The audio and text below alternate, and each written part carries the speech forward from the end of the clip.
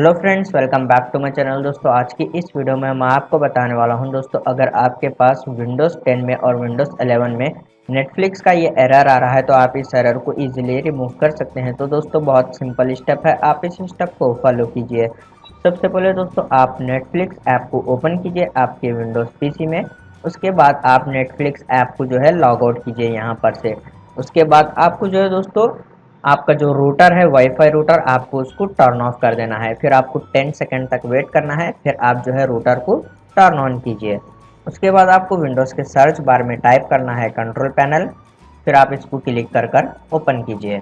उसके बाद आपको जो है यहाँ पर नेटवर्क एंड इंटरनेट पर क्लिक करना है, फिर आपको यहाँ पर नेटवर्क एंड शेयरिंग सेंटर पर आपको क्लिक कर देना है।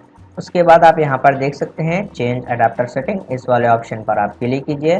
उसके बाद आपको जो है यहाँ पर इंटरनेट को सेलेक्ट करना है, राइट क्लिक कर आपको प्रॉपर्टी पर क्लिक कर देना है। फिर आपको जो है यहाँ पर इंटरनेट प्रोटोकॉल वर्जन 4 इस वाले ऑप्शन को सेलेक्ट कीजिए, प्रॉपर्टी पर आपको क्लिक करना है और यहाँ पर use the following DNS server इस वाले ऑप्शन को सेलेक्ट कीजिए। उसके बाद आपको यहाँ पर प्रीफर्ड डीएनएस सर्वर में इस तरीके से टाइप कर देना है और यहाँ पर अल्टरनेट डीएनएस सर्वर में इस तरीके से टाइप करना है। फिर आप ओके के ऊपर क्लिक कीजिए।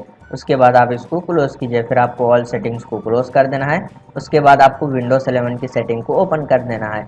आप यहाँ पर शॉर्टकट की का यूज़ कर सकते हैं, विंडोज़ की प्रेस करते हुए आप आई प्रेस कीजिए, विंडोज़ 11 सेटिंग ओपन हो जाएगी।